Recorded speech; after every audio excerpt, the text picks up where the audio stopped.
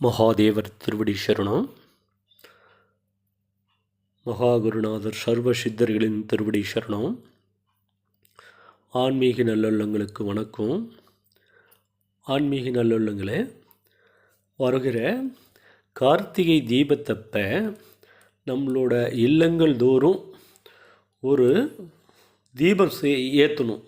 என்ன தீபம்னா, நம்மளுக்கு இந்த தீபம் ஏற்றக்குள்ள சகல சௌபாகியங்களும் இறைவன் நம்மளுக்கு அருள்வார். அது என்ன ரகசியம் அப்படின்னு பார்த்தோமா, இதுக்கு தேவையான பொருட்கள் தேங்காய் எண்ணெய் ப்ளஸ் நெய்.